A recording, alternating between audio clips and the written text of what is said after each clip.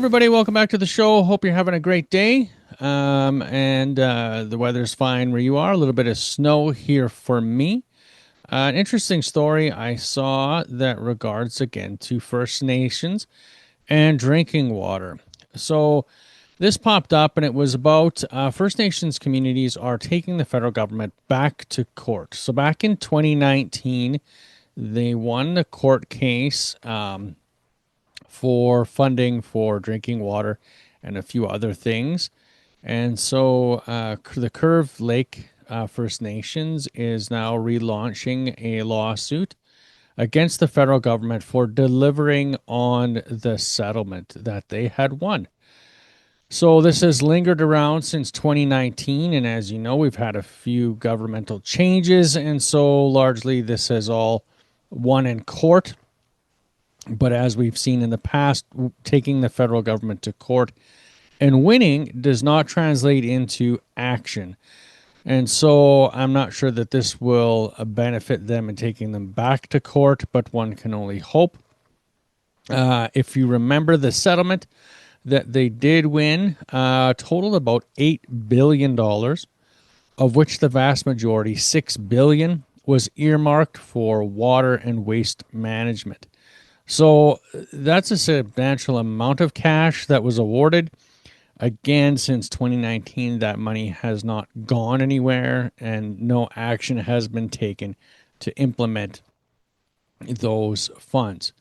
The PMO's office has decided that safe drinking water for First Nations communities simply costs too much. And with a $2.3 billion cut to Indigenous Service Canada, you can see that they have pretty much robbed Peter to pay Paul with all the new federal government projects that are going on the nation building aspect of things. So while we have developments in Arctic and national projects committees, pipeline discussions, and all these other things, you can see that once again, the priority for First Nations communities, access to clean and safe drinking water and waste management services that they've already been taken to court over and been obligated to pay, still hasn't got any movement or traction because at the end of the day, nothing ever changes. The colonial government doesn't really care about First Nations communities. They don't care how often they lose in court. They don't care the dollar value that they lose to, because they're not really going to have to be forced to act. There's no way to make them do it. And we've seen whether you're Métis, Inuit, or First Nations, they won court cases over and over again, and then getting them to actually enact legislation and follow the court's direction and deliver on their commitments is abysmal. So that was what I saw. Big numbers again, lots of money owing, and little action taken by the government.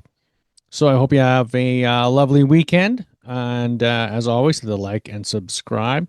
Please follow, share with your friends, and help us grow the show. And as always, you can find us on Facebook, Instagram, YouTube, and Spotify. And until Monday, the jig is up. The Jig is Up is made possible in part by the Métis Federation of Canada, uniting Métis people from coast to coast to coast.